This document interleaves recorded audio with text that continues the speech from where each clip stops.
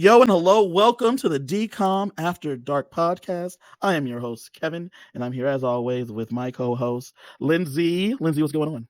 Nothing much. I'm pretty excited about this one. We got the Lawrence brothers and horses. So Yes, man. Yes, we do. So it is April, and we thought it would be time to do a nice little movie from like the late 90s, early 2000s. And as we were doing it, we were like, what movie should we tackle this time?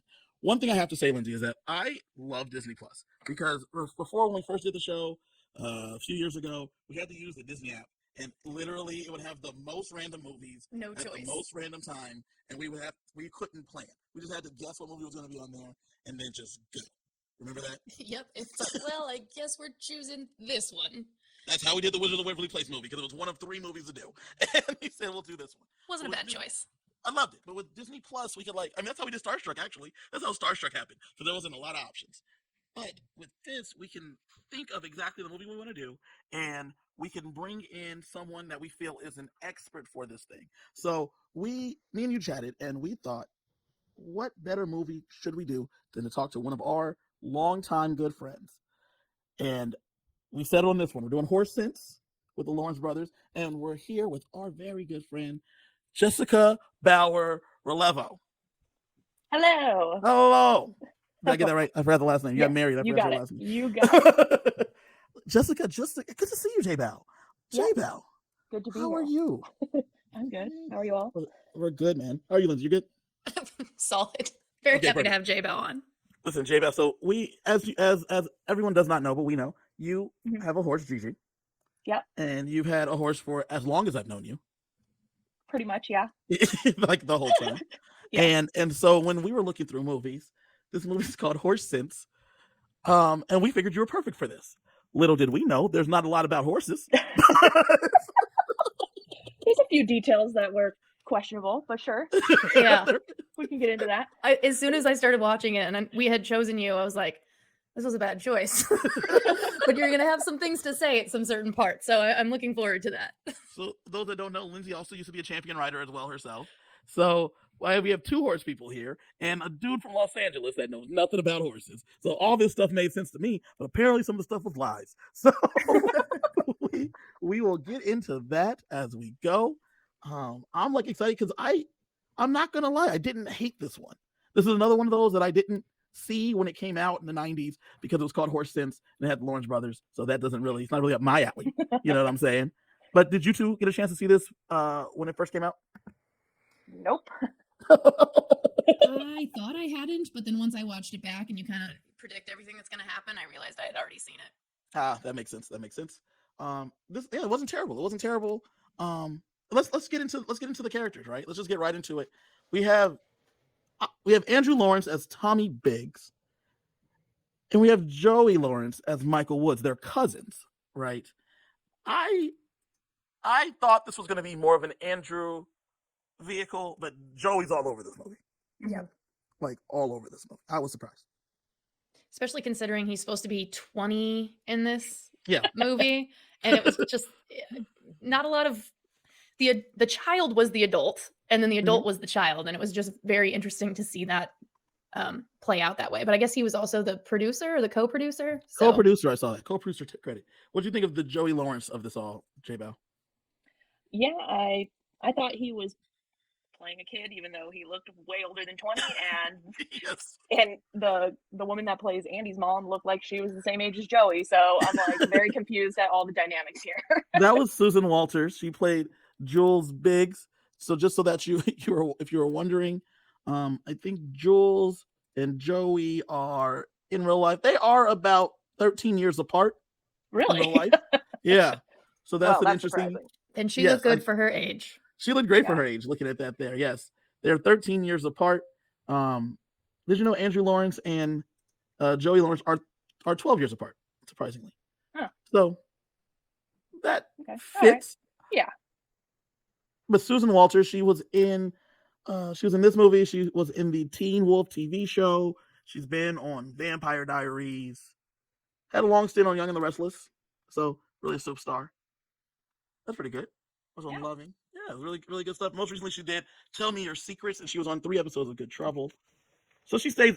So like a lot of times we get into this, and there's a lot of actors and actresses that haven't been working in a while, but she has stayed working, which is pretty cool. That's something that's really cool. Andrew Lawrence, last real role, he was in an episode of CSI Cyber, which was in 2015. He's done some movies. He's directed a couple movies and done like some Hallmark type films. Mistletoe Mix-Up 2021. All three Lawrence brothers. Must watch if you're into cheesy Christmas movies. And it's got my favorite Lawrence brother, where this one was extremely lacking. So your favorite Lawrence brother is Matthew? Yes. The middle brother? Of course. She said by far. Never been a big Joey fan. And then, the other one's just a little young. He's not, though. He isn't. He's like our age. Andrew Lawrence was born in 1988. So Andrew Lawrence is my age. He's 1 month older than me. So I don't know how young that she thought he was. I guess I've always had a thing for older guys then at this point. But not that much older. Joey's too old. So Matthew is just right. It's just the right age. Exactly. So we have MC Gainey playing as Twister, who's a very scary dude in the movie. We have Leanne playing JC Woods, Robin Thomas playing Glenn Woods, and then we have Jolie Jenkins playing Gina. In this movie, the Lawrence brothers are like the real star power, because in like every Disney Channel original movie, there's like one star, if you will, that they like got to get, and they said, "Hey man, we're getting 2 Lawrence brothers. We don't need any other big time actors here." Including the other Lawrence brother. It was an interesting decision, I feel like, to not have any other more major name. Like, I thought that Jules would have been a more major name actress. What, J-Bell, why do you think they didn't go with that? Who knows? I mean, I think because Joey Lawrence produced it, he probably had some hand in the casting and was like, "Hey, my little brother needs something to do, and my middle brother doesn't, and I don't care about the rest." I don't know. And then it's more money into his pocket. Yeah. That might I be want the to play case. the rich kid. My brother wants to play the cowboy kid. Don't care about the rest.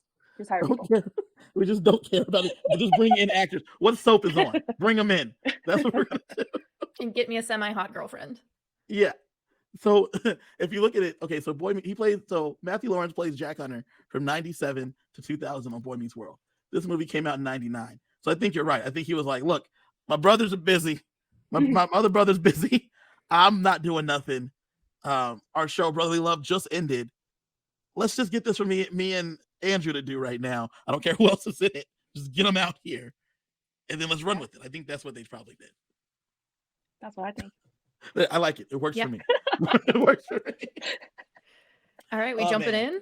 Let's go in. Let's talk about this movie. Let's do it. J-Bell, you ready? Yeah. Let's go. All right. We open up on a cattle ranch, and Mom's making breakfast, and Tommy is whittling a whistle. And he's got to hurry up because he's about to miss his flight to Los Angeles, more specifically Beverly Hills. And Tommy's got some concern that he is leaving his mom, and the mom isn't going to be able to manage without him for 4 days. I did love right here where the where he's like, "Mom, we're partners here. You need me. You sure you're gonna be okay?" And I'm like, I at this point I assume like Dad's not in the picture somehow. So I was like, I think she's gonna be fine for a weekend, my guy. You'd think so, but you find out later this kid does a lot of work. He does. So we jump to Beverly Hills, and Michael is just waking up at 11 or 12:15 in the most like ridiculous man-child bedroom I've ever seen. And the alarm clock that he has, that's just like a woman's voice saying "wake up," and this is 12:15 with her lips, right? It's just her lips on the screen, and she's just like, "Wake up, wake up," and it's like I couldn't believe it was the afternoon. But that was just I didn't know where we were going here after we just watched this kid at a cattle ranch trying to check on his mom while he's about to go visit his cousin. It's a big contrast for sure. We see there is the maid is putting grass into a juicer. So that's his breakfast, Michael's breakfast. And Michael's mom comes in and reminds him that Tommy, his cousin, is coming into town and he has to pick him up at the airport. And Michael tells her that he can't because he's got a new girlfriend, Gina, and Gina's filling up his entire schedule. So so at this point in the movie, I'm like watching this, and he's very much hotshot, bigwig. First off, they have like a live-in butler lady, maid Yeah. lady, Arlene. / like chef, man-child nanny. I don't know. yeah, Yes. right, all this, right, and she's like, she's literally forcing these disgusting looking vegetables in this juicer. Blades of grass. Yes, literal blades of grass here. And he says, she's like, you need to put on some weight. He's like, this is lean. I'm staying lean. And I got this new girlfriend that is the daughter of some Hollywood bigwig. Movie producer. I thought that he was trying to like break into Hollywood or something. That's why he was like, dating her. But it doesn't sound like it. Yeah, I don't think so either. I think after a while, I was like, I guess he just really likes this girl. And is just going to like, he's just super whipped. Yeah. After 2 weeks. It's less than 2 weeks. It's 1 day short. It's been 13 days. And there is the fact that he's like, Mom, I know we planned this thing a long time ago for my cousin to come out, but it doesn't matter. I'm super busy now because for the last 13 days, I've been super duper busy with Gina for 13 whole days that I can't make any other plans. I don't know what we're going to do about this kid. And they're like, you just got to pick him up from the airport and then we'll figure it out. But we have a thing in Palm Springs. So we can't be there to help out here for these 4 days. Movie producer, like he was trying to get into movies, like Charles is gonna get into it, like the scene where he's in school, and I was like, oh, he's like going to like film school at USC or something, and then that turned out to be wrong. It's not at all, not at all. That would be a different plot point.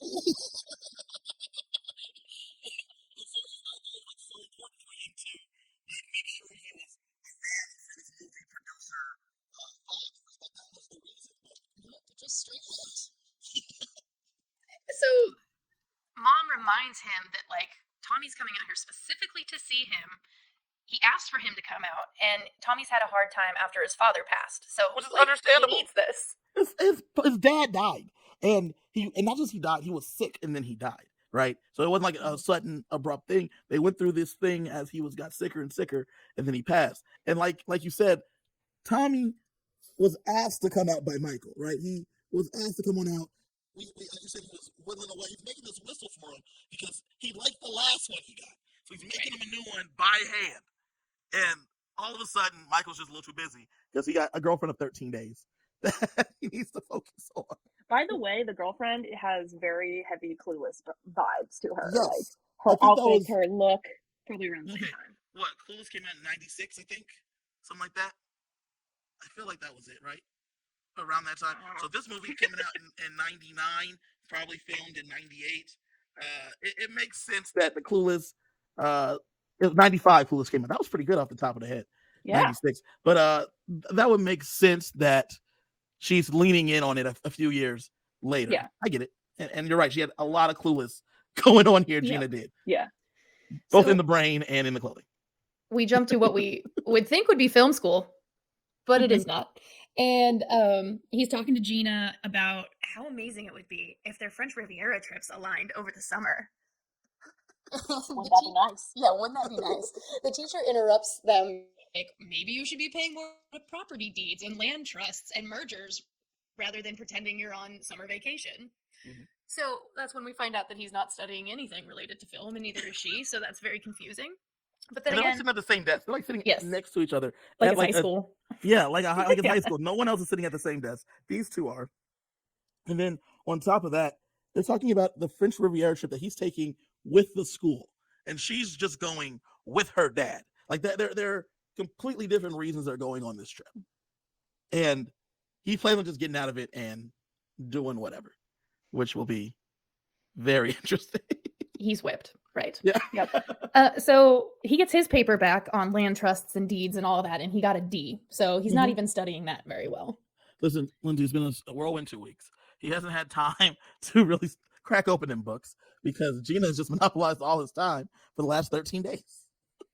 I love that it was on that blue book, like those old blue books that we used to have like do our exams on, though. That was like a throwback. I was like, oh my God, what's next? Scantrons?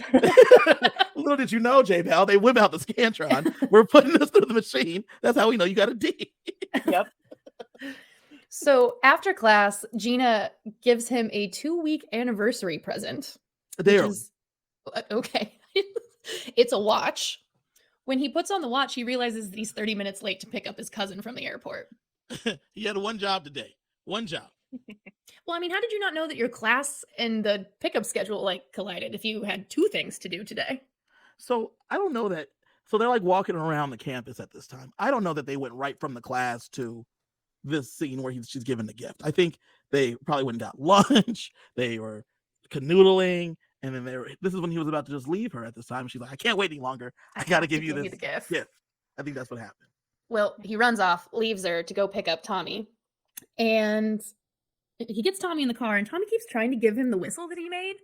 But Michael is just not paying attention. He keeps getting sidetracked by Gina calling multiple times.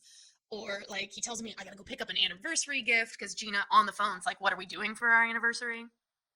Well, she's like, are we going to hang out? And he's like, yeah, of course. And like, as you saw multiple times, Tommy is like, and he just doesn't say the things he wants to say to his favorite cousin here. And you immediately start feeling bad because you realize that Michael, who's driving this Porsche with the top down and talking on his, what's the stuff on our car phone? Fancy flip phone, you know? Yes. With his his fancy car flip holder. phone. And yes, and back in 99. And you realize immediately that this is going to be a rough go for this kid because Gina's got him all wrapped around her little finger already, 13 days in. So we jump to dinner, and they're talking about the plans for the week, which is only 4 days. So it's a short week. It's a very short week. And they suggest going to Disneyland, and Michael's like, oh, no. Like, we're not going on Saturday. We got to go on Monday when there's no lines. So I have a couple things to say here. First and foremost, I thought he was going to be there much longer. I thought he was there much longer. I think you guys are right. I think it was like 4 days, but it felt like he was there for like a week. And I did catch it at first, but when he first started to leave in the morning, Mom says, I think I can manage for 4 days. Okay. So it felt much longer. I don't know how it felt for Tommy, but I know that it felt much longer to me. And if Michael's like, I'm not taking him on Saturdays because he already has plans with Gina, obviously. Yep.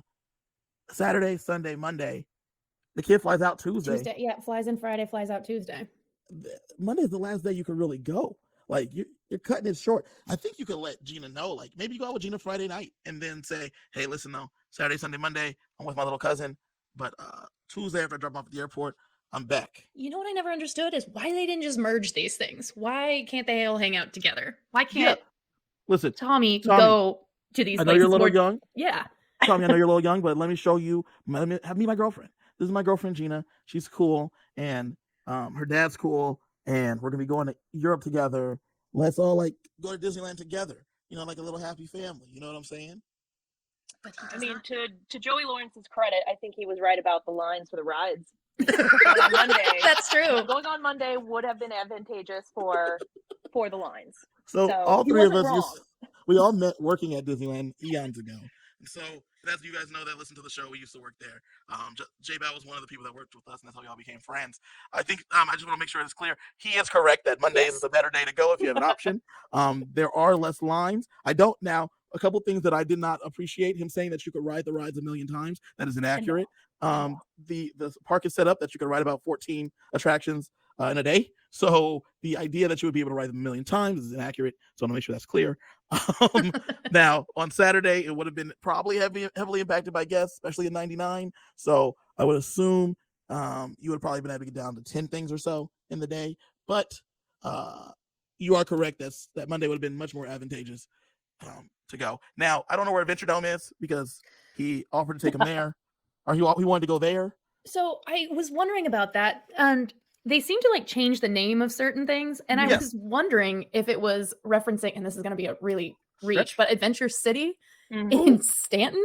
Possibly. Stanton is a little city that's next to Buena Park, which has Knott's Berry Farm. And then Disneyland in Anaheim is right next to that. It might have been Adventure City, which would have made sense. Adventure City kind of sucks, though, comparatively to Disneyland. And is more little kiddish than the other theme parks. And he's about 12, right? He's about 11 or 12. So I don't know that he would have loved it. So whatever friend of his in Montana that said he loved it, that kid's probably just lame. So that's just It's possible. Well, the only reason that made me think it was something else is they called the Round Table, which is medieval times. Yeah. This is true. So he might be talking about Adventure City, which I can see, and that place sucks. He's just supposed to go to Disneyland. He shouldn't be looking for the other thing. I don't know what else it could have been. I mean, I get Universal is a stretch. And it's far comparatively, right? It wasn't quite. I mean, they're in Beverly Hills, so Universal's not far from there. No. But Universal will be quite a stretch for Adventure Dome. World? City? Adventure Dome? I think it was called Adventure World. Anyway. Biodome? No, that's different. That's a different thing. A different thing. So after dinner, the parentals leave for Palm Springs. So now they're like on their own. And Michael gives Tommy a tour of the house, but it's basically all you see is like popcorn and candy. And this large ass TV, which is playing Brink, in case you didn't notice. Okay. So yes. So in the background, we have that skater dude with the yellow, the one that's sold out, right? He's on that half pipe and he's doing that scene, right? Now, this is what's crazy.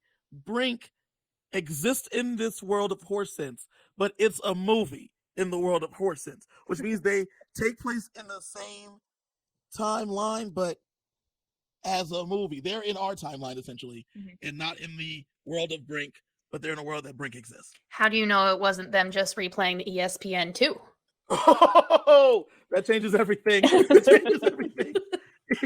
Even crazier, Brink came out in 98, August of 98. This movie came out in November of 99. So they have like either ESPN and just playing an old scene, or they're playing their own version of the Disney Channel, which is showing Brink all the time. Either way, I like the little reference that we caught there. Yes. In the background. Did you notice that was Brink, J-Bell? I didn't notice, but I'm glad you guys did. That is our job here at DCOM After Dark, Yep. is to notice all things Disney Channel original movie. So Michael asks if he wants to watch a movie or something like that, and he's like, well, whatever you want to watch. And he's like, I gotta go drop off this anniversary present. You know how women are. I'll be back in like 5 minutes, though. This dude's worse than I am with time, right? Because I say it's gonna be like 5 minutes, and it's like an hour. He says 5 minutes, and he shows up the next day. That's like rough. He's rough with the time. Yeah. I mean, in what world can you get anywhere in Los Angeles in 5 minutes? True. Like, he can't even get out his driveway in 5 minutes. Speaking of, when he picks up Tommy, he says, man, LA traffic, you know? And Tommy's like, yeah, cool. What time do you think he actually picked up Tommy? Like in the day, or like how late? How late? So as we both know, as we all three know, traffic at LAX is the worst, and I'm assuming he's going to LAX because he's coming in from Montana, so I doubt he's flying in. Burbank, maybe? He's coming from Montana, though, so I doubt he's not. Yeah, but I bet they, flew him in. I mean, his family's got money, right? He saw the little jet he goes to Montana on, Yeah. so. This is true. Okay, so if he goes to Burbank, it shouldn't be that bad if it's LAX, though. The traffic is a nightmare. He's already leaving a half hour late from what we would assume is probably USC. Or actually, he's in Beverly Hills. He might be going to UCLA. That's a strong possibility he goes to UCLA. So he's coming from Westwood. Hour and a half late. At least he already left a half hour late. Yeah, I'm out another hour just to get there. So like 6, he's showing up. Hey man, so sorry, LA traffic. You know how it is. And then Tommy's like, yeah man, I'm just 11 hanging out in the airport by myself this whole time. Hour. For an Well, hour. we already established he's an adult, so Yes. little Andy's an adult. This is true. All right, let's go. The next day, Arlene makes Tommy breakfast, and he's being all sweet, like, one day I'm going to make you breakfast. He only has 4 days to be there. It's already the second day that he's in the morning. So it's only Sunday or Monday that he can make this breakfast. I guess Tuesday too before he flies out. And he's like, well, do you think Michael will be in soon? And he comes in, and Michael's like, oh, I got some things to do, but I'll be back real soon. And Tommy's like, I'll come with you. Like, whatever you're doing, I'll go with you. And he's like, yeah, you'll have more fun at the house. I don't know. In what world do you think he would have more fun? Well, I don't know. There's a lot of expensive things and toys and stuff, but the whole point of the trip was to spend time with his cousin, not to play with the expensive toys and, well, the, man-child toys, which the house is full of. At this point, man, I'm really disappointed in Michael at this point. Because, like, no matter how great Gina is, right? You can't be blowing this kid off these, like, multiple days in a row so far. Like Friday night, you picked him up and basically dropped him right off at the house. And then Saturday, you told him that you couldn't go to Disneyland, but I thought you would have made some other plans.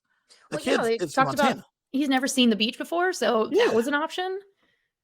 And the worst part is like he comes back from whatever errands he was running and he's on the phone. It's not like he's getting it in. Like he's Right. talking to her via phone. Right. So it's just disappointing at this point. Like, Well, at this point, I feel like the Michael character has established that he is a little bit dumb and not very Aware. good at awareness of time and what's going on other than his kind of selfish acts. Right. And that's literally all he cares about. And it's not, you know what? I'm not even gonna put this on Gina. I feel like this is all him, right? I don't feel like Gina, like, yeah, if he, like you said, Lindsay, if you just explain to Gina, hey, my cousin's here, he's gonna either come with us to run these errands, or I gotta spend some time with him, she would be decently understanding. She's a little vapid, but I think she would understand for a couple days.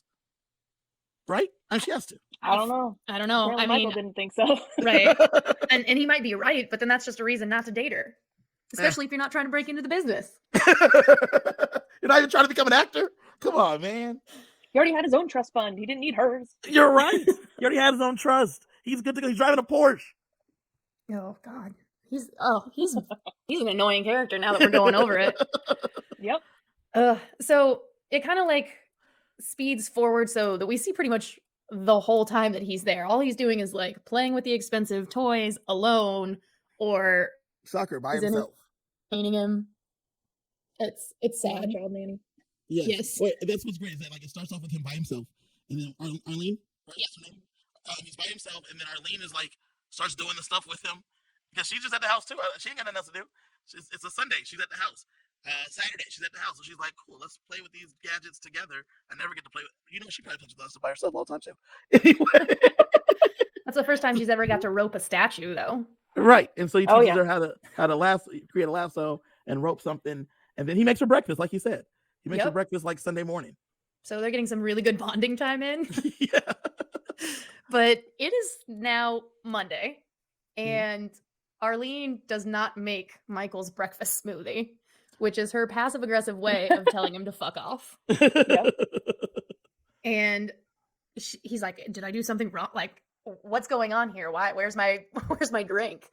He's like, "You don't even know. Like, you don't even understand what you've done. It's like you've left him here this whole time all by himself." It's like, "I'm taking him to Disneyland next week."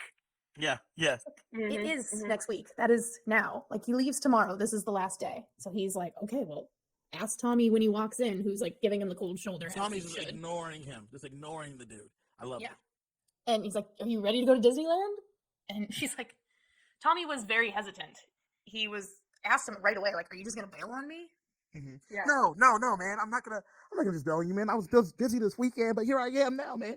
Let's go to Disneyland. Now you have Man. 1 day left. Let's spend it together. And let's go to the Knights of the Round Table place. Right?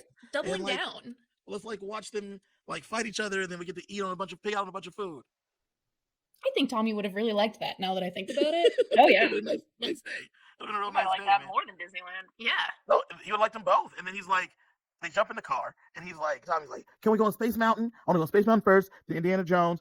By the way, if you're going to Disneyland, don't do it in that order. That's a terrible idea. They're across the park from each other. And that's why you can only get in so many in 1 day. Yeah, you have to be more strategic with how you do it. If you're going to go to Space Mountain, you have to stay in Tomorrowland, hit a couple more rides or attractions before you head over. That's just a pro tip. Mm-hmm.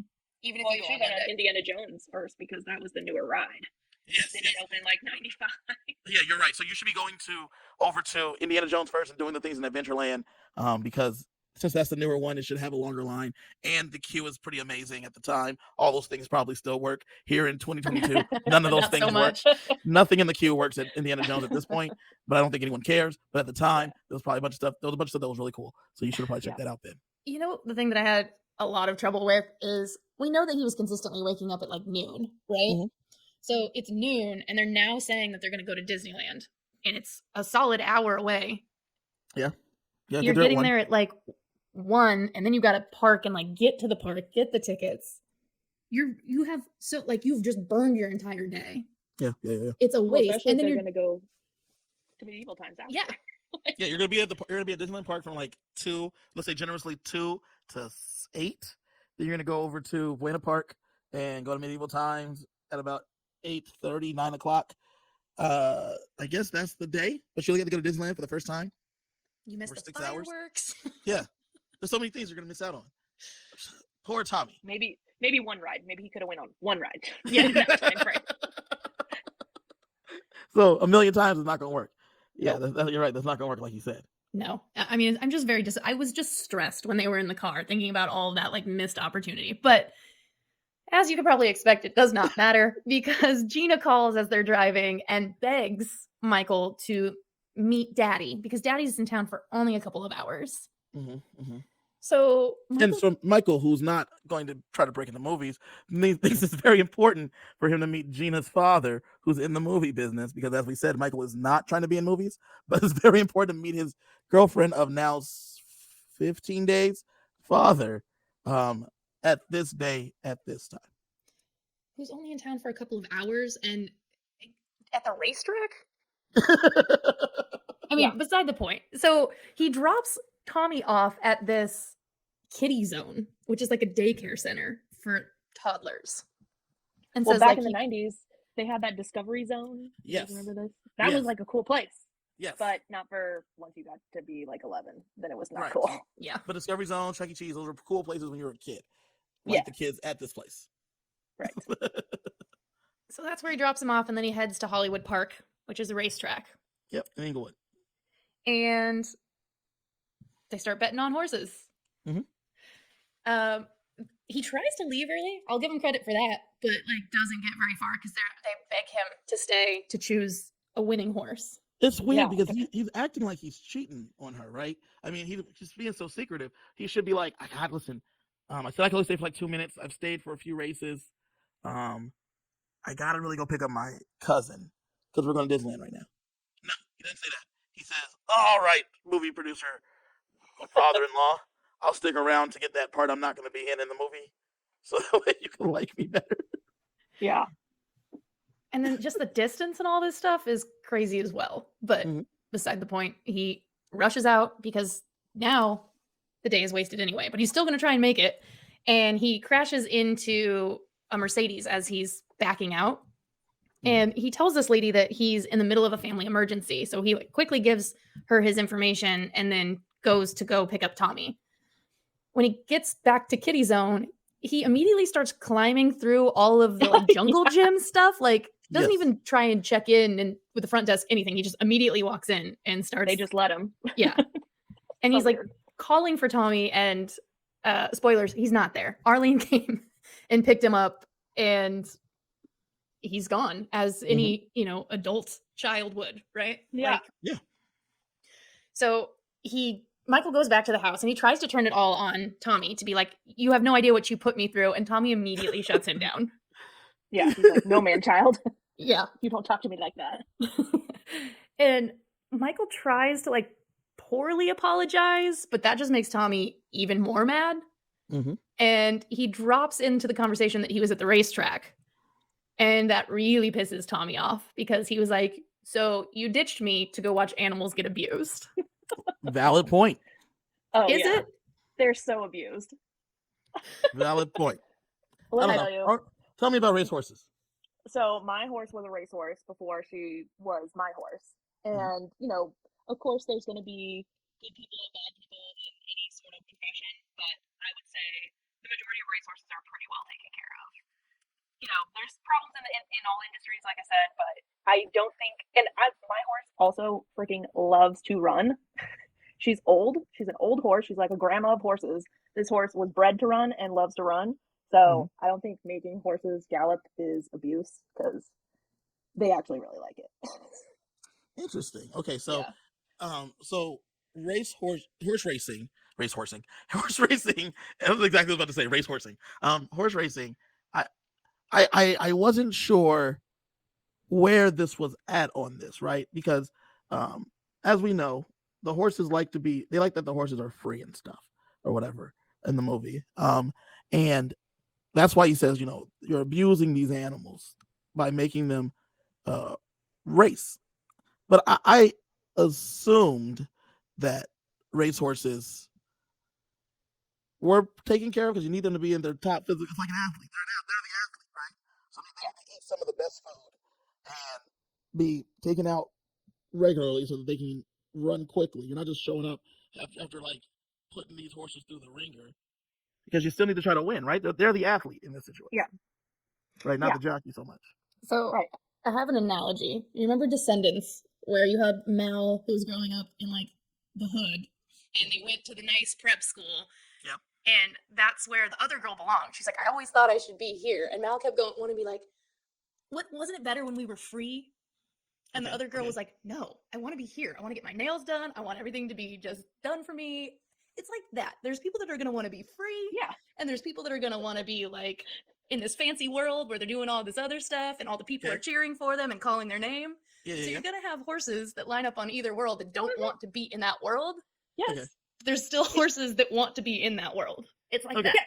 If you took a purebred thoroughbred and put it out on the range of Montana, that horse would die in less than a day. Okay?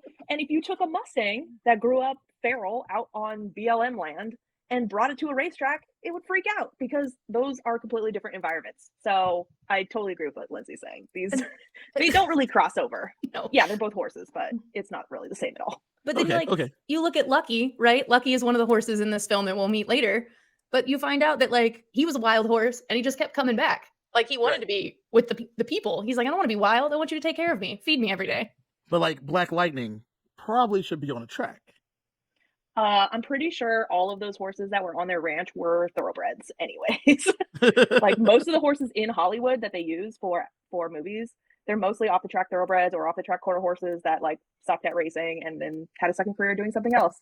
Be So an actor. they're probably not Mustangs, is what I'm saying. They probably were never wild. They probably raced on at Hollywood Park before they went out to Montana to film this movie, or whatever desert It was looks filmed a in. 'Cause lot it's probably not like- Montana. It looks a lot like LA.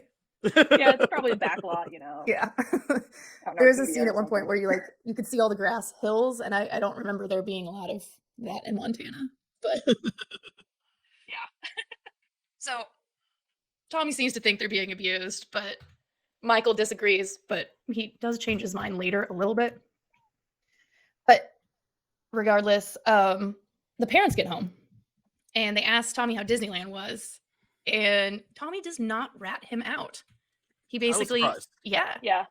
he just says, I'm tired and I got to go pack my bags. And mom makes a comment like, wow, he just really isn't acting like himself. You must have really wiped him out. Nope. They're like mad at each other, right? They're like, well, they're not mad at each other, but obviously Tommy is mad at what's his face, Michael, right? Which is understandably so. brother. Yeah, understandably so. But for whatever reason, Michael's like still blaming Tommy as if he didn't just like waste his whole vacation here in LA. Like he could have been at home doing stuff, but he's pretending like he didn't. Yeah, I mean, that's something that he doesn't understand, right? He doesn't understand other people's plights or anything. He's like, my mom really needed me. I could have been back on the ranch helping. And instead, I sat here twiddling my thumbs with Arlene. So it's a waste of everybody's time. And obviously, if you Mhm. didn't want me here, you shouldn't have brought me out here. Because I'm under the impression it was Michael's idea before Gina. Yeah, Yeah. yeah, I believe so. Yeah, I'm sure it was. Dad asks about the dent in the back of the Porsche, and Michael tells him it's a hit and run, which we know is a lie. The next day, Aunt and Michael's mom and dad are saying goodbye to Tommy, and the mom says that she hopes that Michael showed him a good time, and Tommy just says, well, if he ever makes it out to the ranch, I'd like to repay the favor, which is a little foreshadowing. Yes, it is. At a dinner that night, the parents are just giving Michael like the worst cold shoulder ever. And he's like, did I do something wrong? And that's when they find out Tommy's mom had called and basically spilled the beans about the whole entire trip and how he spent it alone in the house. And he's just still making up excuses. He's not even like taking any blame for what had happened. And as that's happening, the police show up and tell his dad that he gave the lady the wrong information, the fender bender. So he claims that he was just in a rush to pick up Tommy and he just accidentally wrote down the wrong information, but the dad pretty much calls him out as like, I don't believe that for 1 second. Like, you've been lying about everything. Well, do you what think cop he wrote should- down do you think he wrote down the wrong information on purpose? I feel All like he of was just it? in a rush. I feel like he was just in a rush. But I'm just the cops confused showing up. why. Yeah, the cops showing up. Like, what? That part doesn't really track. Yeah. what LAPD officer is going to show up, or Beverly Hills cops or whatever, because of an insurance claim? Even worse, man. Even worse. So I got into a bad accident years ago in LA, and it took the cops like over an hour to get to me. If they were busy doing this, I'm pissed. Like if they were busy making house calls about a kid giving bad information. They're doing a house call here. They didn't just call them on the phone. They showed up. Yeah. So now you like arrest them or give them a ticket, I guess.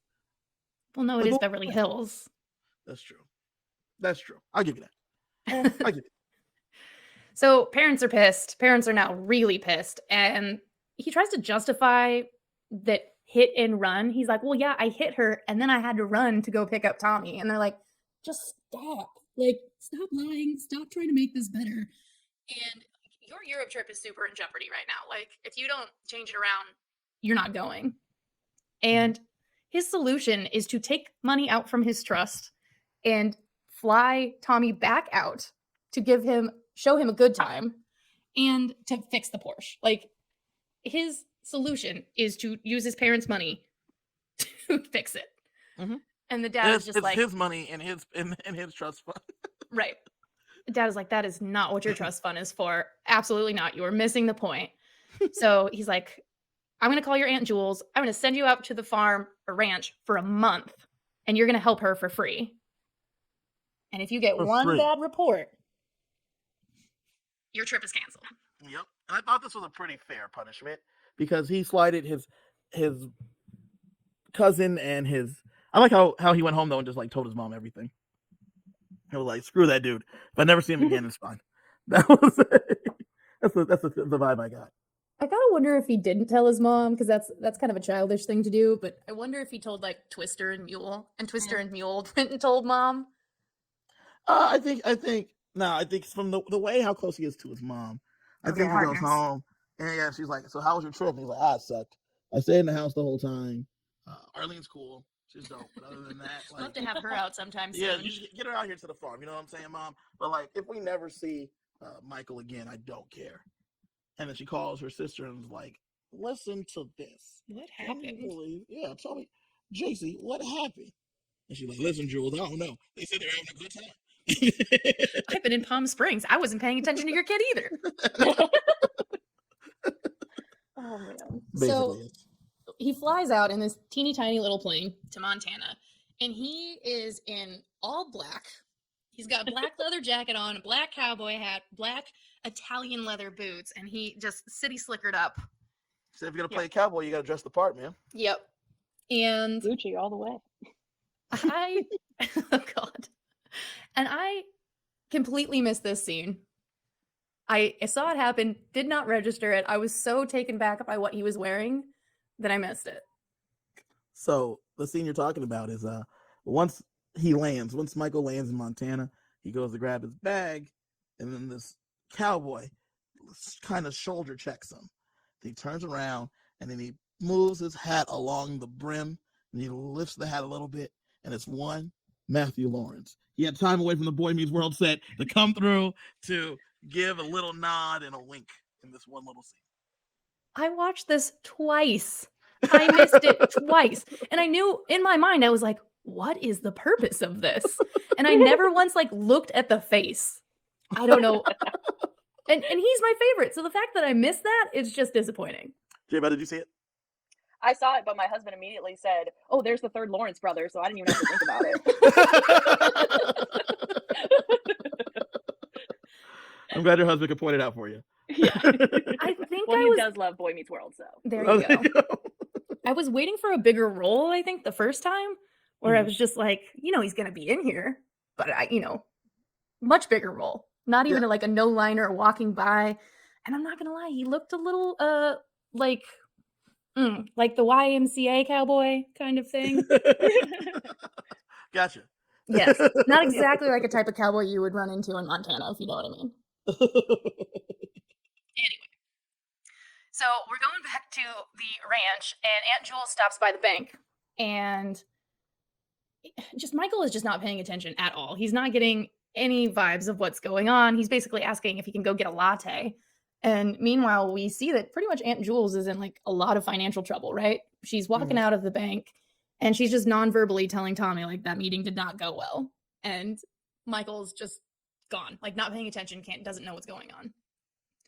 So we get back to the ranch, and that's when we meet Twister and Mule, the two ranch hands.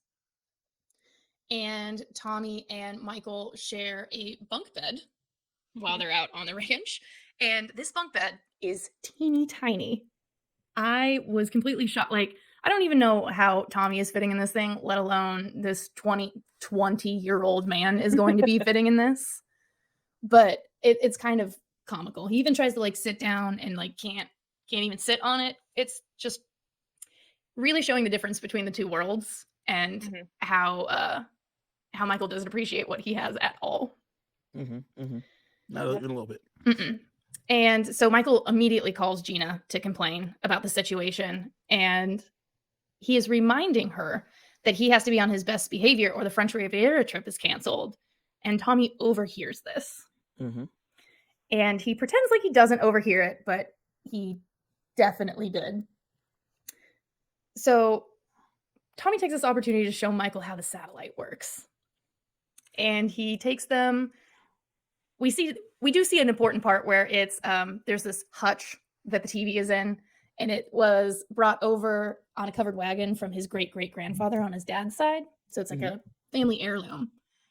But the point of the scene is that Michael ends up watching TV all night long, and Tommy wakes him up at 4:30 a.m. the next morning to get to work on the ranch. Well, Andrew Lawrence, Tommy's like, hey, I'm going to bed, and it's still like light outside. And then Michael's like, go ahead, man. He's still light, but whatever you want to do. Because this dude, Michael, is not really doing anything around the farm yet. Like nothing at all. And so he's wearing these like nice designer boots. He has his shirt. Now you're gonna see this a lot. His shirt's just open. He's wearing like an overshirt that just stays open like most of the movie. And they're different overshirts. So at this point, he has his shirt just open, flying in the wind. And when he's talking this message, like, I got 30 days to get through this prison sentence. And then I'm going to be able to be in the French Riviera with you, Gina, as he's talking to her on the phone. And like Tommy said, I'm going to repay the favor as soon as he comes. So he's like, this is how you work the TV. I'm going to go get ready for my day. I'm not going to hang out with you. He's like, you want to hang out, man? He's like, nah, man, I'm good. I'll see you later. You know, because remember that scene earlier when he like puts him in the room. He's like, you know how to work a VCR, right? All right, cool. I'm going to go ahead and bounce. It's very similar here. Here's the TV remote. We'll see you in the morning. Doesn't tell him the morning's really early, but it says we'll see you in the morning. Yeah, I get the fact that they can get satellite TV out there. Yeah. I don't understand how he has as good of cell service as he does, especially in 1998, 99. Very true.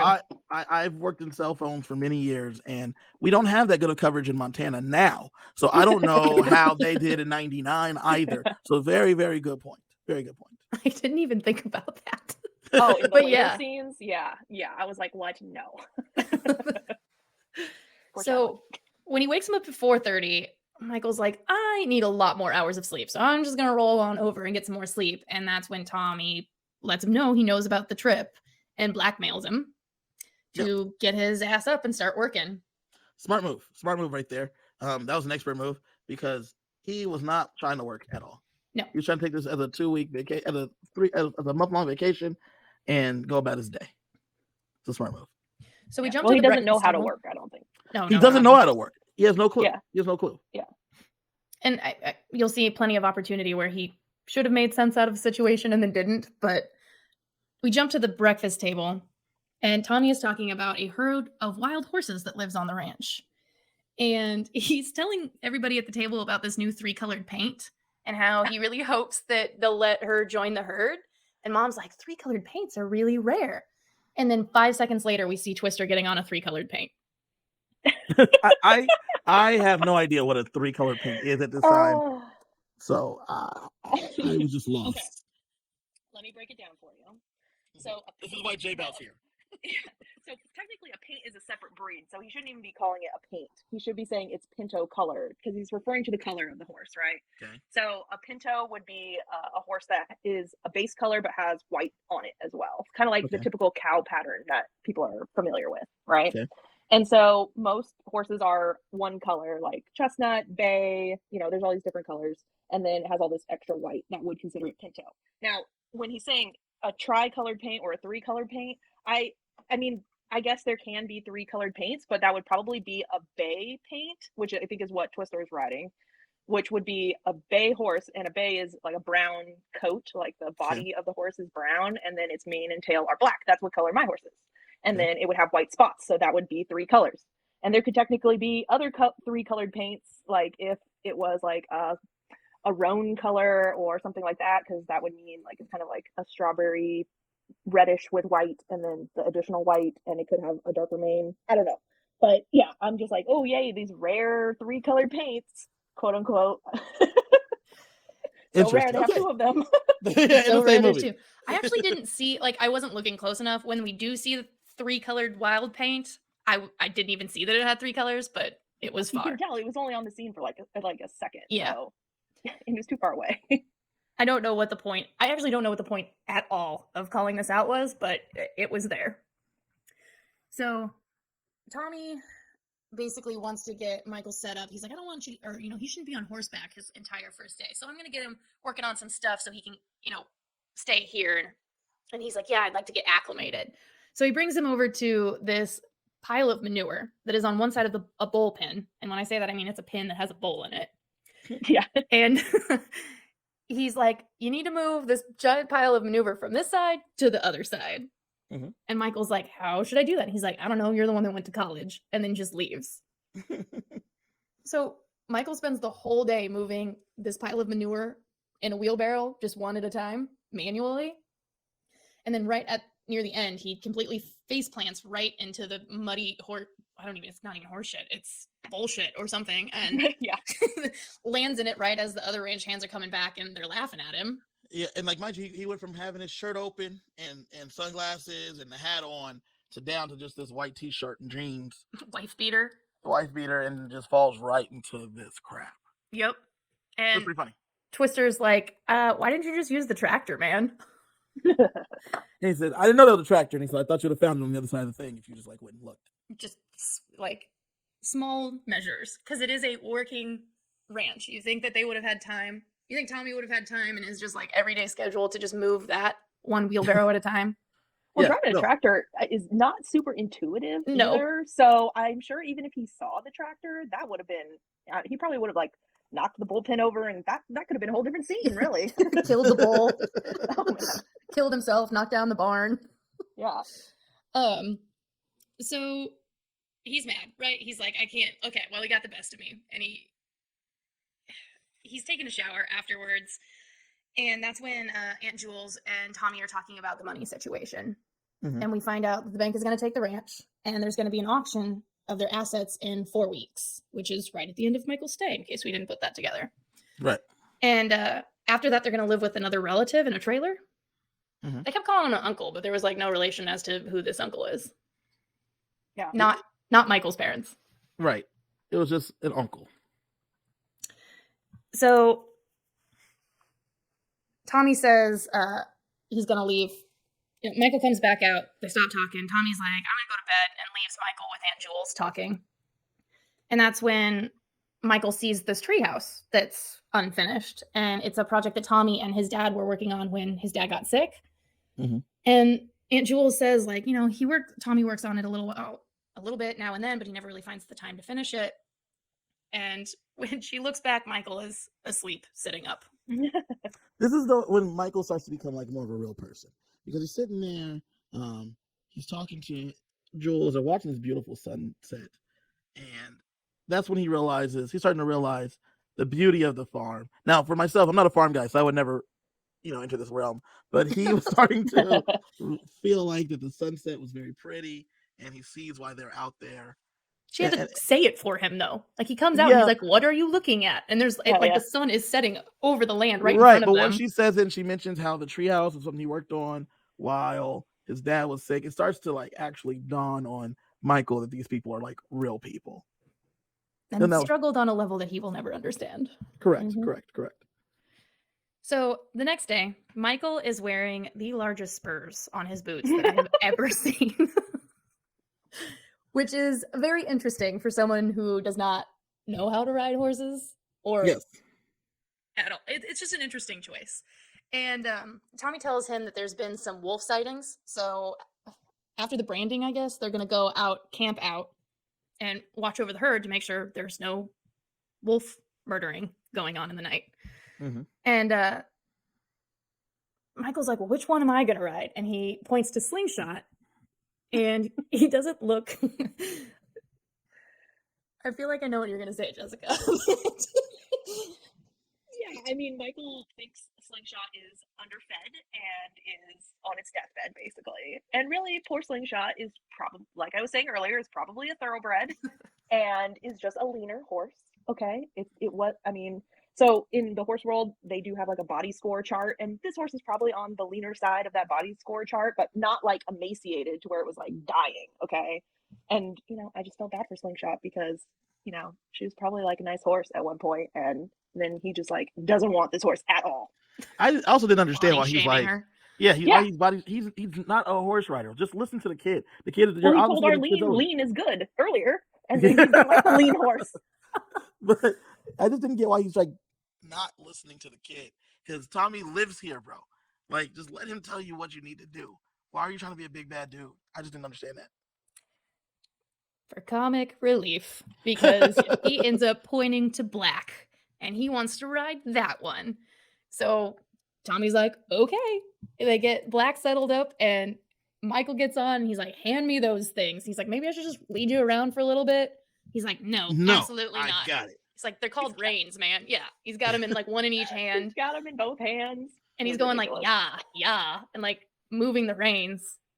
And then Tommy's like, oh, I should probably warn you that doesn't like to, and then Michael kicks the horse, and the horse tries to buck him off.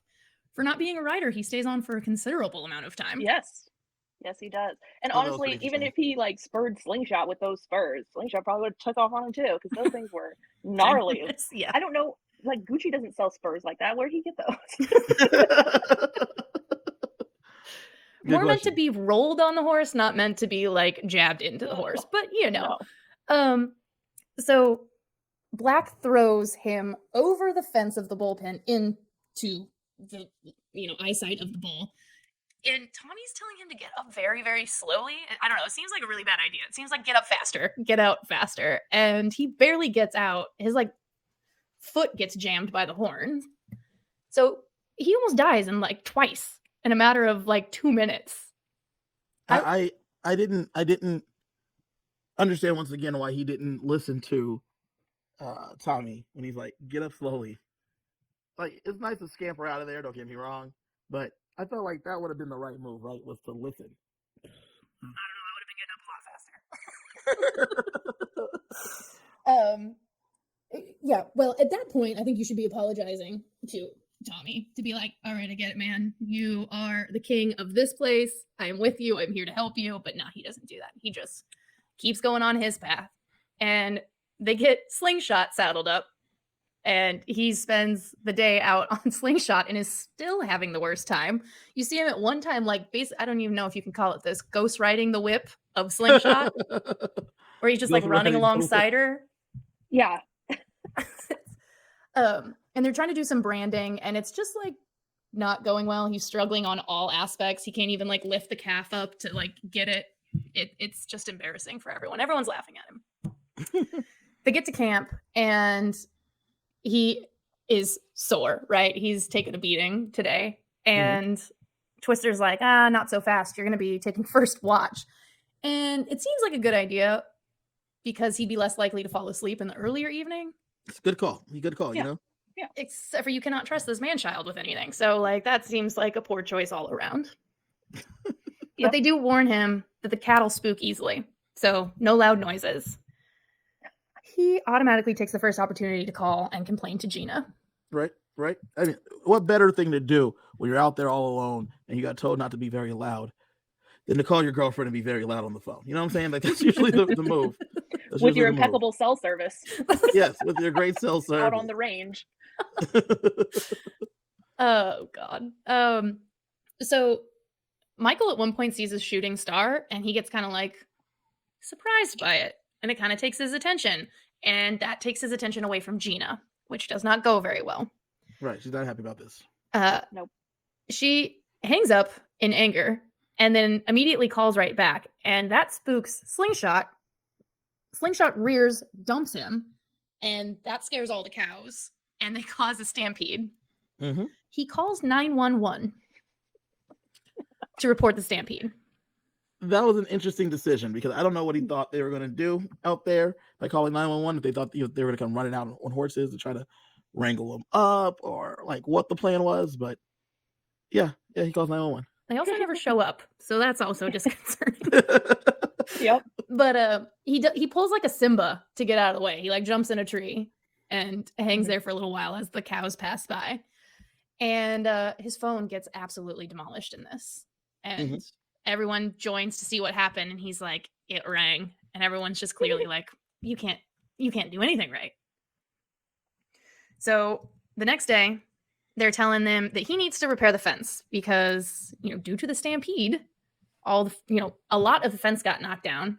And they even say, like, you're damn lucky that it wasn't the entire fence. So he's like, load these posts onto the truck. Meanwhile, there is a clearly broken down truck next to this pile of fence posts. Wait, it gets even better. And he tells them, if you need, the keys are in the ignition. If you need to move the truck closer, just do that. And then once again, Michael's like, I know. Don't tell me anything. I'm not an idiot. And then once again, he was proven to be an idiot. Yep. So he loads all of these posts onto this broken down truck before Mule comes around the corner and is like, what you doing? He's like, I'm loading these posts into the truck. He's like, why are you loading them into a broken down truck? He's like, that truck has not moved in 15 years. And it looked that way too. Yes. Mm-hmm. This So is not surprising. Michael, he's like, well, I'm sure he thought you knew the truck was on the other side of the barn, right here. You just look. And Michael takes this opportunity to take the truck and go confront Tommy about all the bullshit that he's put him through. And tell him that even now. And it's the worst part, though, is that it's not even Tommy's fault. This is all due to Michael's hubris. All of it. Like, the stuff's there. It's right there in front of him, right? He tells him to load the post into a truck. Obviously, they need a moving truck. He told him that he needed to move the manure. He didn't look around hard enough to figure it out. And this all stems back to you being a douche nozzle at the beginning of this thing. If you just take the boy to Disneyland, you're not even here. But he takes it a step further and he starts insulting him and calling him a snot-nosed child. And the only reason he ever hung out with him is because they were the only ones under 30. So he takes it a step too far. Hurts the poor kid's feelings. And he's like, I can't believe I want you to be my brother. Yeah. He's like, there's not a single thing I respect about you at this point, which is true. Me either. Yeah. And except for maybe his loyalty to his girlfriend, but that's still a little over the top. Yeah. So basically they're like, you know what, let's just stay out of each other's way, but like in a more angry tone that they decide this. And a little bit later, Twister catches Michael napping when he should be fixing the fence. And he's like, what are you doing? Fix the damn fence. And he's like, that's going to take me weeks. And he's like, get started. Yeah, then you better get to it. And Twister kind of goes off on him. And he's like, you know what? You are selfish. You're lazy. Like, well, even better than that. He says, I wouldn't have, I heard Tommy, but I wouldn't have believed it if I didn't see it myself. You're everything Tommy said you were. You're lazy. You're selfish. You don't care about no one else but yourself. My 4-year-old nephew is a much harder worker than you are. Which, the reason I felt like it was important to say that is because that means Tommy was just as pissed and was saying it to them himself. Yep. This is not the first time I heard this, which is crazy. Mm-hmm. And that's when he tells him that the whole family's about to lose the farm and he couldn't give a shit. And that's when he's like, wait, what? Like, that's when he first learns that there's something going on, when clearly, if he was paying attention at all, you would have seen that there was something going on. Yeah. So when Michael gets back to the house, the bank is just leaving after assessing some of the assets in the house. And apparently that's what sets the fire under Michael's butt. He gets up in the middle of the night, saddles up Black, and starts working on some bonding with the horse. Yeah. He ends Is that up... what you have to do? With horses? I mean, it is good to have a bond with a horse if you're going to be working with it a lot, yes. Okay. But if your horse is well trained, like Slingshot, he could have just got on and done the work. He probably could have skipped that whole part, but I guess it makes for a better movie about horses, even though it wasn't very much about horses. That's a good point. I didn't think about that. You know, it's the name of the movie, so they had to get it in there somehow. Right, because if he would have just got on Slingshot and learned to ride, we could have saved everyone some time. Probably. but not as fast. And apparently we need a fast horse later in the movie for no particular reason. So he does repair the fence, and he's having like this moment of pride in himself. And this is right about the time that Tommy is coming up, and he sits on this bench that's overlooking the wild horse herd. And Michael apologizes for all the cruel things that he said, and Tommy starts telling him about the horse herd and how him and his dad had named all of the wild horses, and proceeds to share the names. Before we get into that part, I think at this part, he has woken up early. He has put the post in the ground. Yep. He's made the fence. He's out there working on the yard, doing the chores on his own. He's wearing just a wife beater and jeans now. No more fancy boots or overshirt. True cowboy look. He's riding the horses. Well, he's riding Black Lightning like it's nobody's business, and he's putting in all of the hard work necessary, all because he saw the auction people at the house. This is the part I didn't understand. You know the house is now being sold, so now you're going to work hard? I'm very confused. I guess it's finally understanding their plight and realizing that he doesn't understand the struggles of other people, and maybe he could improve himself. Mm-hmm. Okay. I don't know. I really don't. Let's just trying here. Well, okay, so remember when we were talking earlier about the 3-colored paint, and one of the things that Tommy says is that, we're going to see if he gets accepted to the herd. Yeah. So now we're at the point where Michael is getting accepted to the herd in the movie. The ranch herd. Look at that. Yeah, I think that's where they were going with that, though it wasn't very obvious. Michael is the 3-colored paint. Yeah, I guess so, because he does mention that she's now been accepted. We're not looking at the wild horses. Yes. Yeah. And she is pretty. Mm-hmm. Some people might say that about Joey Lawrence. They both are very pretty. Yes. So that's when Michael finally asks about them losing the ranch, and it's pretty much nothing that can be done at this point. It's a done deal. Money. And it's one of the things where they borrowed money from the bank when, the cattle prices were low, and then Dad got sick, and then it was bills, and then it just kept getting worse, and they just kept borrowing more money against the ranch, and now they can't pay it back, and it's still a losing game. They can't sell the property because there's other ranchers that are going through the same thing. So there's nobody to buy the ranch. They can't sell part of the ranch. They don't have any options left besides. I do commend Michael for having a bunch of options in mind. Right. I mean, they're options that they all had exhausted, but he was like, what about this idea? What about that idea? What about that idea?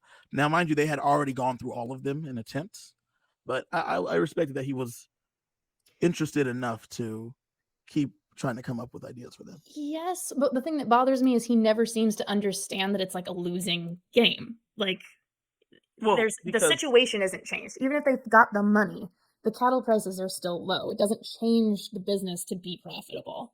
Sure. At one point, I was like, they're going to turn this into a dude ranch. They're going to take all these city people and show them how to ride. And that is not how this movie goes at all. That would have made sense. Yes, it would have. Is that what a dude ranch is? Yeah. You bring people to a tourist location? Mm-hmm. Yeah. A tourist location? We should go do one of those sometime. I'm going to go ahead and pass. I'm going to pass, but you guys have a great time. We will. We can get you on a slingshot, Kevin. You don't have to ride a Black Lightning. I have no interest in riding any horses, but go ahead. Go on with yourselves.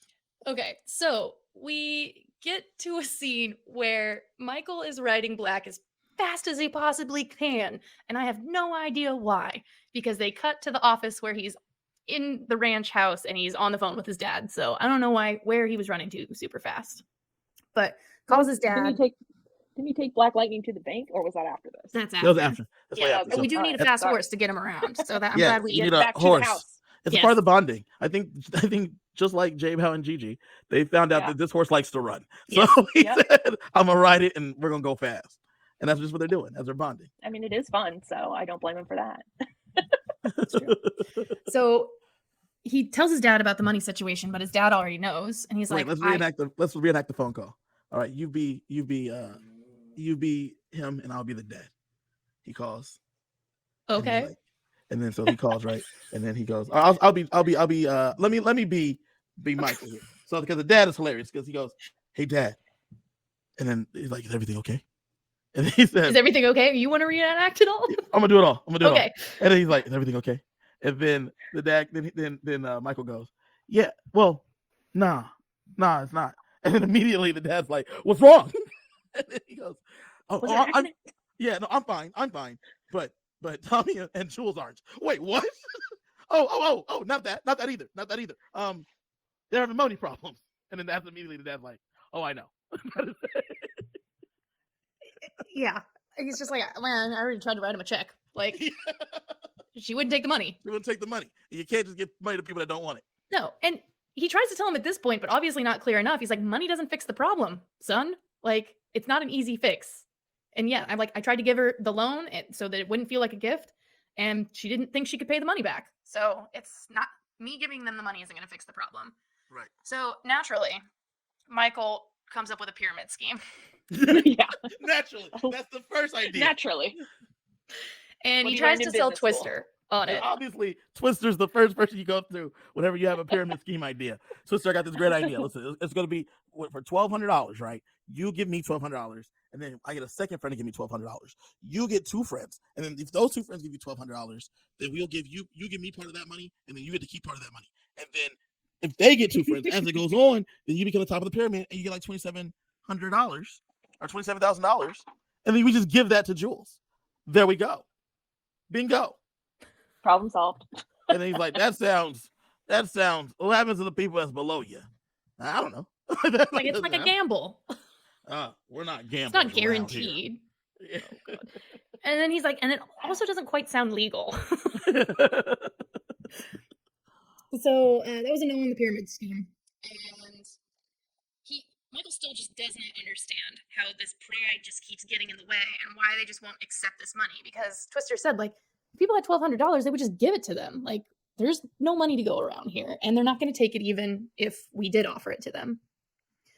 And he tries to explain better that this operation just is not sustainable. You're just going to keep digging a deeper hole until you can't get out at all. And they're already there, right? Mm-hmm. So a little while later, we see Tommy is working on the treehouse, trying to get some of it done before they go to this barbecue at another uncle's house, or maybe the same uncle. I'm not really sure. I think it's the same uncle, maybe. Possibly.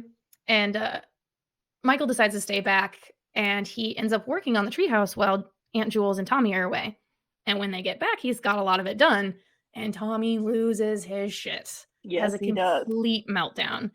Gets up in the treehouse, starts ripping it apart, just so upset that it's like, this is my dad's and mine. Like, you're not supposed to touch it. That was great because he's tried his best, right? Michael actually tried here. He gets up there, puts together the treehouse. I want to talk about the fact that Michael has all these skills that we didn't know. For a man that never did anything with his life, he is able to build these things and climb up these other things and do all these all in things. 4 weeks, obviously. And so he builds this treehouse. It was a good looking treehouse that he did by himself.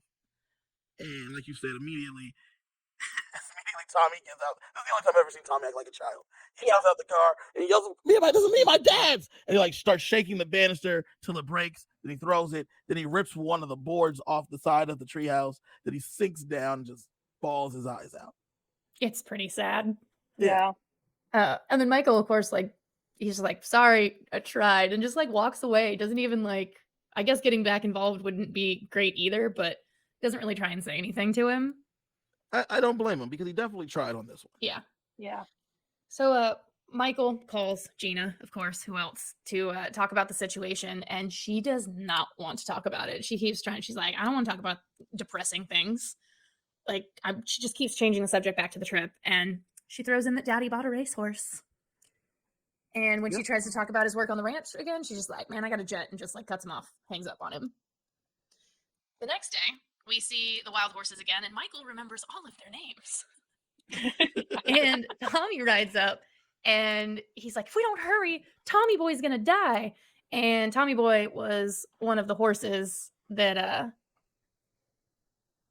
well, it's one of the wild horses that I forgot. One of the wild horses that was named after Tommy. So it's like the youngest horse there, and he jumps on, so they're both riding double, and they head off. Double is when one person rides the same horse with the other person. Yes. Found that out today. And Tommy Boy is stuck in the mud. This was not the same horse, right? I felt like this was a completely different color horse than the one that they originally showed. And like, I don't even know. Which goes to show you that you don't really know which horse is which once you get out there. No. I like a chestnut horse, and then this was clearly a bay horse. But beside the point, it's stuck in the mud. Tommy, the person, is like, wild horses get stressed really easy, and if we don't get the horse out, it's gonna die. It's gonna die, Michael. Is that how that works? I have no idea. Well, not I mean, around. I would assume like if a horse is stuck in the mud, it is more susceptible to predators. But he just said he was going to die. Like he didn't really go into any detail of how he was going to die. He wasn't going to have like a heart attack and die in the mud. He probably would either injure himself to where he couldn't get out ever, and then a wolf would come and eat him or something. Or it's not like quicksand. Like, is quicksand even real? Like that's in a lot of movies. Quicksand's real, but not in the way that we see it in movies. Yeah, he's going to sink into the mud and die. I don't know. But they could break a leg or something fighting it out. They could hurt them. Yeah, they could hurt themselves, but I don't think the presence of humans would have helped that situation. no, it wouldn't have. And then it didn't look like quicksand. Like if you see the quicksand in like actual real quicksand, it doesn't look like that. Okay. And it's like more of like you step on the sand. It's sand for one, not mud. Yeah. So when you step on the sand, it's just like there's no substance underneath it, and it's just like there's no base, and you just drop down into it. Okay. And it's just hard to get out. Okay. This was mud. This was straight mud, and Tommy belly flops into it as if he couldn't just walk into it because he was concerned about getting stuck himself. But like you could tell from the substance that it's just not that way. Mud. Yeah. Yep. And he gets out there and he ties the rope around the horse's neck. Yeah, I saw that. I wasn't sure if that was a good strategy. It doesn't The seem question like is- it would be. It doesn't seem like that would be helpful. No. And I was like, so we're just gonna. I just figured, so we're just gonna kill the horse ourselves. Yes. That's the move. So strangle it then. Yeah. So then at one point, Tommy Boy the horse freaks out, throws Tommy further away, and Tommy starts using his voice to calm the horse down. Just like A "It's gonna feral be okay." Mustang. Yeah. Yes. Calms He it won't with hurt his me. voice. You won't hurt me, boy. Just calm it down. The sun's getting real low, big guy. Yes. Sun's getting real low. So they end up pulling him out. They use Lucky, the other horse, to pull him out. Mhm. And they let him go free. And we got to rush back to the house because Michael's about to miss his flight. Oh So no! About to he miss the flight. Gets a Jump quick on the horse. shower. And yeah, Tommy is racing after the truck who's driving him to the airport so that he can give him a whistle. Because now he has earned it. Yes. Michael has done enough making up over the last 30 days to earn it because he's about to fly to Europe with his girlfriend, Gina. They've been, mind you, him and Gina who were together for 17 days before he went to the farm. They're now been apart for over 30. Why hasn't this girl moved on with her life? That's a good point. Well, because he has a trust fund. And her dad's She clearly has a trust director. fund. Yes. She does too. So at this point, we cut to the racetrack. And this is where Michael pays attention to all the crops, which are the sticks. I don't know if you know what those are called. Yes. And all these jockeys are beating the horses. And he flashes back to the wild horses running free. And that's pretty much the only reference they make. But once again, remember, some horses are meant for this, some are not. Yeah. And the sounds they're making with the whips, like whoever was doing the sound effects for this movie, I was just dying because I'm like, this sounds like a bullwhip, like cracking, but those whips do not make that noise. But as Michael's watching now, he's just in a trance because he's watching. His life has been forever changed by seeing some horses, and he has a new horse sense. Like I wasn't sure if like a horse sense was like Spidey sense, where you could like calm down horses. But if it is, Michael now has it. Well, he always had it. Remember, jump back to the beginning. Oh yeah. When he said He knew he was what they were picking gonna these win. winners off of gut. Yes. Well, that's what the movie was about. It was about the fact that Michael always had the horse sense, and he had to go to Montana to draw it out. Yep. That's probably how he stayed on so long when he was getting bucked off. It's because he had that horse sense. But now he was like, now that he's back on the track, he's seeing that abuse happen. Like he's feeding on that abuse now. The quote unquote abuse, yes. Quote unquote. Yes. So, Did you talk about the fact that Gina's dad bought a horse? right, that was on the other calls. But so the horse that Dad buys wins. So we jump to the winner's circle, and they're taking photos with the horse. And the horse gets spooked, starts rearing, gets loose. The jockey falls off, and naturally, Michael jumps to help to calm the horse down. It's okay. He's not going to hurt me. It's because he uses horse sense. It's like a mind melt with the horse. Yes. So he like puts his hand up. It's okay. They're like, Michael, get back. You might get hurt. No, I will not. Calm down. Calm down. And then eventually the horse is, I think that's how you call him, right? With the horse sense. and you Yeah. you Yes, calm him down. just Gotta like get the those Jedi. 2 fingers. Yes. Yes, and then he starts to brush the side. It's okay. It's okay. Grabs the reins. It's okay. It's okay. It's like Caesar Milan. Yeah. That's kind of like He's how not it gonna is. hurt me. He thinks we're gonna hurt him. Yes. And eventually the horse settles down. They're like, oh, Yep. that just made Gina that much more into him in that moment. Oh yeah, she loved that. Just in time to break her heart, because when she shows up to take him on the vacation, he tells her he's not going. She's like, but we were about to go right now. Let him that's what we paid them for, to take your bags. And he's like, I got another thing I gotta do. Got to see a guy about a farm. So he sells his Porsche, liquidates his trust, goes back to Montana with the check because he still has Terrible not learned idea. anything, and Aunt Jules immediately turns him down. Yeah.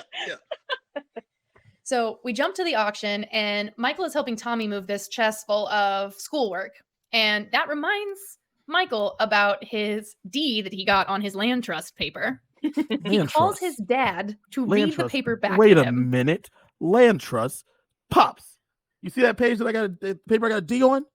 Pull it out for me. I'll talk about the D later. But you got a D on it. We'll discuss that later. Take it out. Okay, so on page 5 or 6, I need a whole little paragraph about a land trust. That says, this thing's only 4 pages. Yes, okay. Maybe page 3 or 4 then. Look in there. There should be a paragraph about land trust. Read that to me. Because I cheated off somebody when I wrote the answers to begin with. So I don't actually remember. Why didn't he look in like his textbook or something? Right? Why did he look in his paper that he got a terrible grade on? Oh my Because he has no idea what page it would have been on. So he now has an idea. He tries to get the truck out, but there's too much traffic from the auction, from everyone coming. And Didn't we ride a horse fast earlier today? yep. Yes, we did. So he Saddle sees up. black. And Black takes him all the way to the bank. Yeah. And Michael convinces the bank that foreclosing on the ranch. Wait, before that happens, we get to the meter and we tie Black to the meter Yes. and make sure we put a quarter in because we don't want to get a ticket. On the Well, we don't want the horse towed either. Yes. Can't afford that. So He's already in trouble with, Beverly Hills PD. He can't get in trouble with Montana PD too. well, Yeah. yeah, because he hung up on them on that Just 911 call. Yeah. As he gets out there, is this your horse, sir? We're gonna have to give you a ticket. Make and model. What kind of horse is this? This is a black. This is the Black Lightning version. Black Lightning. Okay, it's your ticket. Just be in court in 30 days. We're gonna get you a ticket for not paying this parking. Oh god. So he convinces the bank to not foreclose on the ranch, and this was actually quite genius. It was genius. It was my movie. Because the bank has already foreclosed on a bunch of ranches that have just not been able to sell because there's just not a market. So he's like, why would you add one more property that you're just going to keep losing money on? And he proposes this land trust. And he's able to get a 30-day extension from the bank. Mhm. He rides back to the ranch and shuts down the auction. Well, we're about to auction off this beautiful armoire that came over on a Covered wagon. covered wagon. It's about 200 years old. We start the bidding, whatever. Cut the auction, guys. Everything that's been sold, give back. We'll give you your money back. We ain't selling. And then they're like, no one has said that. No, we have not discussed. We have to sell this stuff, Michael. We've already discussed that part. You do not have the authority to do this. So does get it shut down, tells everyone to go home, tells Aunt Jules and Tommy about this land trust based on the protection of wild animals, i.e. the wild horses, and says that if they succeed, the government will basically pay them to stay on the land and manage it, but they won't own the land anymore. Mhm. And he asks if he can stay on and see this trust through. And they say that he can stay as long as he wants. Yeah, that was his last ask. They're like, whoop, whoop. Because since there's wild horses here, we get to keep the land. That's dope. And he's like, hey, buddy, one more thing. I'm loving it out here. Mind if I stick around and be that brother? You want it? I just broke up with my girlfriend, so I don't have anything else to do.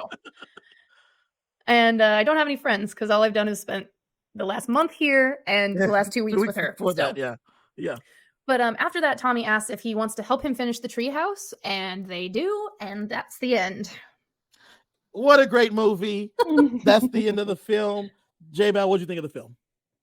I mean, it was cute. If I was like 8, I probably would have really liked it. If there was more horses in it, I would have liked it even more. Mhm. It wasn't terrible, but watching it as an adult, there was definitely a lot of parts I was laughing at. Yeah. I also enjoyed the film. I thought it was not terrible as well.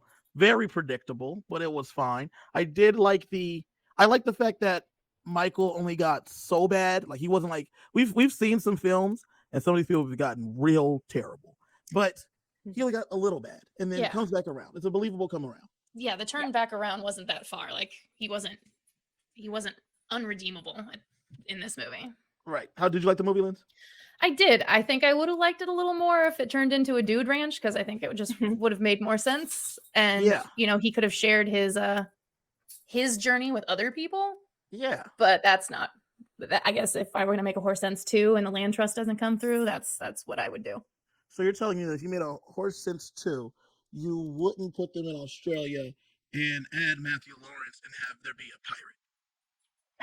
Because there's a movie called Jumping Ship that's the sequel to this movie, and it's a Disney Channel original movie that we will be covering later on, sometime next year. That's called Jumping Ship. It stars all three Lawrence brothers, and that's the plot of that one. Wait, is it an actual sequel? Yes, it's like advertised Tommy, as such. It's Tommy. It is Michael. They go to Australia and they run into a pirate. I wish I was joking. It's called Jumping Ship, and we hope J-Bow will be back with us for that movie sometime next year. If you're watching this on YouTube, you can see my face. It is completely shocked. No, that is not what I would do Horse Sense 2. That is not the plot I would go with, but I'm happy that Matthew Lawrence will be partaking in part 2. Just a little tagline from the movie, a little bit of the plot for Jumping Ship, the first paragraph. Although Michael has become a more mature individual since the first film and shows more concern for others, he feels that it's his birthright to start at the top of his father's law firm. He goes on summer vacation with Tommy, and they run into the pirate captain, Jake Hunter, and that is played by Matthew Lawrence, and things and hijinks ensue. That is what happens. What? Yep, we'll be talking about that next year. Looking forward to it. Right now, I really, really hope that in that movie, they're like, "Don't I know you?" He's like, "I will spend some time in Montana," and it's the same cowboy. Oh. I hope that's what they say. I hope that's what happens. But Lindsay, as always, who won this movie? Tommy.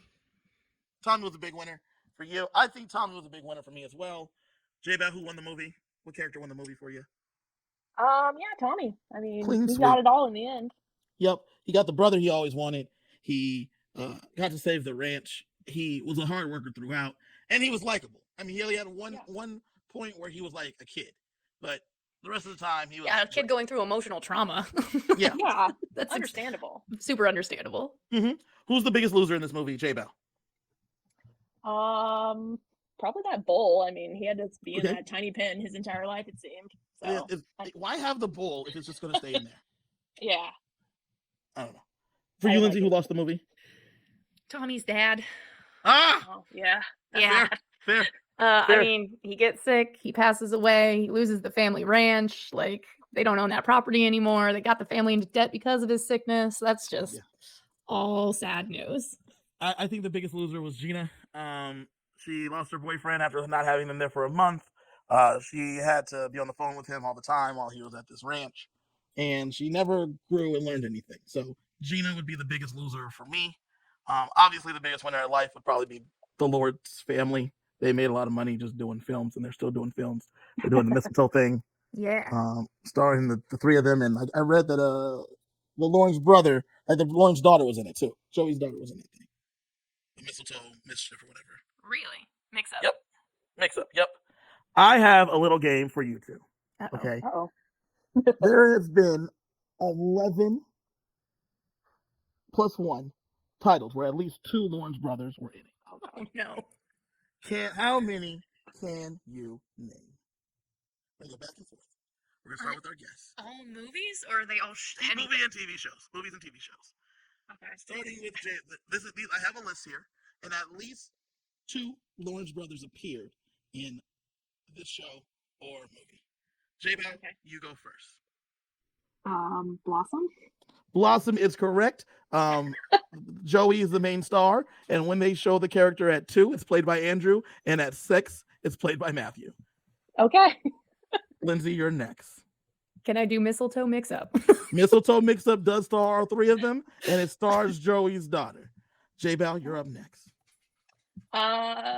What was that show? Joey and Melissa or whatever? Melissa and Joey does in fact Yeah. star Joey Lawrence, and both Matthew and Andrew have made guest appearances during its run. Lindsay, you're back to you. Boy Meets World? No, unfortunately, that was only Matthew Lawrence.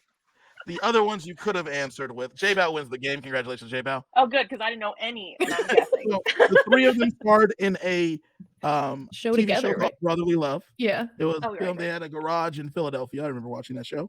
Obviously, they're all in Jumping Ship. Oh, right. Obviously, Gave they're us in that this film, right? They're in Horse Sense, obviously.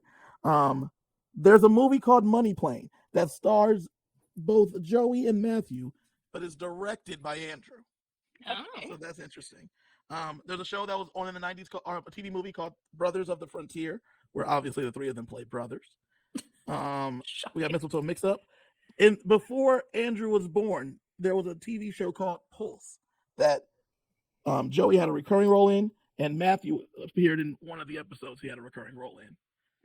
There was a movie that Matthew and Andrew starred in called The Family Tree. There was a movie that Matthew and Joey were in called Give Me a Break. And Matthew, I don't know if you guys knew this, Andrew was the voice of TJ Detweiler on Recess. And Matthew voiced Joey voiced the character on the show as well. I did not know that. And then for a bonus one, Hawaii Five-0 had Andrew on the show. Andrew had a recurring role. Matthew did an episode, and Joey did 2 episodes, but not the same episodes. So that one was just a bonus one that they were not in together at the same time, but they were all in. I think we're pretty far from a stan on this one. Yeah. So that is the Lawrence Bros. Didn't they have a catchphrase? Whoa. And it wasn't in this movie at all. Nope. That's a joke. Very That's a Joey disappointing. catchphrase. I think that's pretty much everything. J-Bal. Yeah. Thank you for joining us. Did you have a good time? Yeah, thanks for having me. This No was interesting. problem. We can't wait till you return for Jumping Ship. The sequel to Horse Sense. Isn't there another racing one too? Ready to There run? probably is. We'll probably bring you back for another horse thing. You're a horse specialist, so we'll bring you in for that. Lindsay, I know you knew a lot about horses as well, but it just makes sense to bring in J-Bal. Oh, J-Bal has the racing background.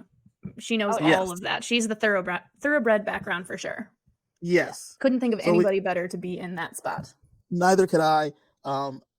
Next month, we're going to be doing another movie. I can't remember which one, but we will be back next month in May to cover something else fun.